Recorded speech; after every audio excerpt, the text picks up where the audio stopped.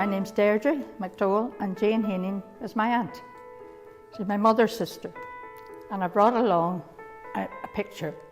I brought this along because it was taken in Dunsker. Now Jane Heenan's here in this picture, along with my mother, who also went to this academy. And this was the last picture taken of Jane Heenan before she left Scotland.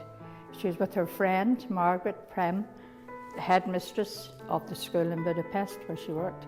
So Jane and Margaret were having a holiday and came to Scotland to visit their half-sister, Agnes, who's my mother, and my grandmother.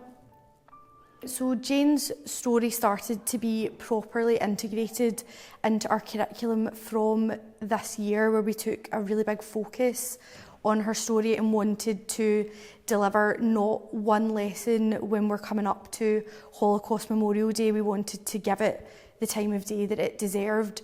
So it was from this year we dedicated 5 to 6 weeks on Jane Heenan's story and really covering all aspects of her life before she went to Budapest, what it would have been like when she was there, and then also what ended up happening to her, to really highlight the history and the local community history that we do fortunately have at this school. So it was a really, really great and powerful experience to incorporate it this year, and I think the kids have really, really enjoyed it overall.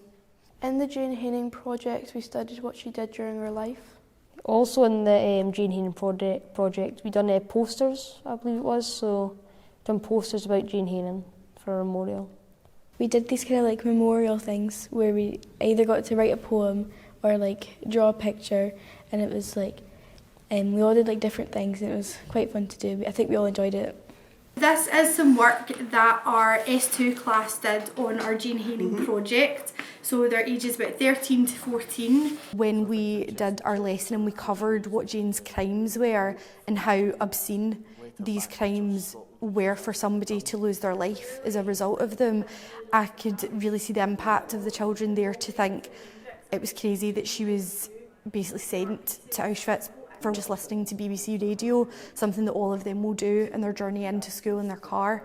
So within that, it really does just highlight the heinous circumstances that the Nazis put these people through, and it ties it to, we're not that far away from what happened. This is someone who walked the halls, who was in this school, so we can't walk around in ignorance around this, and we really do need to understand the grave impact that this did have on someone who was here in Dumfries.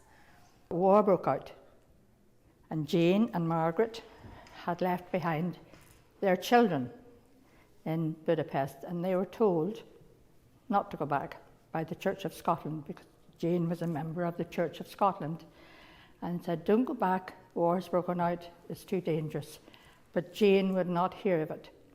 As some of you know the quote, if the children needed her in days of sunshine, how much more would they need her in days of darkness when they were back, and nobody knew what really was going to happen. That's why I thought this picture would be more poignant here, because it's taken place here in Dunsker, and it's a Mansgate, Dunsker. I was born there myself and spent many a happy time there. I do think a lot of the times when we talk about what happened at the Holocaust and what happened in Auschwitz, it's very blanketed, an experience that happened to all of these people, and you obviously do highlight the heinous conditions, but you don't highlight a lot of the time a lot of these individualised stories within that. So I feel very proud to be at a school, teaching at a school with a woman who sacrificed herself like that for those children, and it is a privilege to be able to amplify that story and to provide a lot of realism to what happened, to really tie into these kids the magnitude of what happened not that long ago. I find her inspirational because she just gave up everything. She didn't do what people would expect her to do.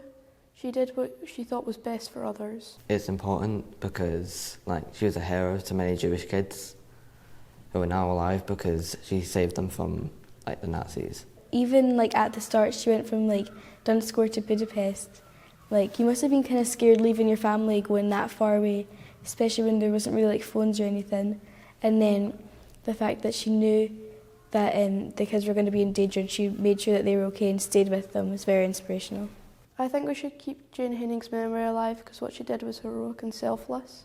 I feel like since she did walk the corridors of this school and she did come to this school, I feel like kind of boosts me up a bit knowing that someone's so great as at such a local school. So I think the association with Jane to the school is a really, really important one.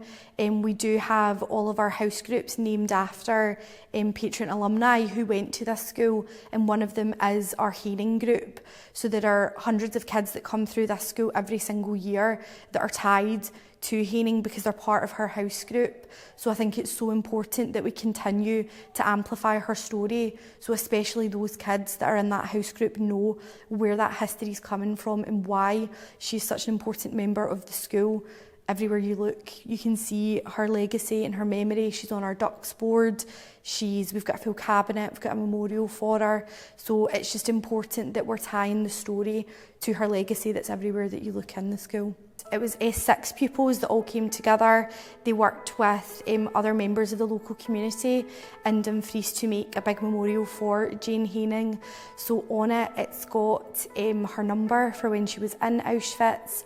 It's got parts of her story there, and they worked to make it out of like wood, so it was craftsmanship that went behind it as well. So my class that I took through the Jane Heening lessons, I took them out to look at it, and the amount you can learn just from looking at that one memorial piece told the story to them, so it makes it accessible, the story, and it also does show the impact with that number being there. It shows the full position that she was put in, so I personally think it's a great memorial piece, very, very impactful. Thank you all for keeping Jane's memory alive, and it's important that you keep telling the story.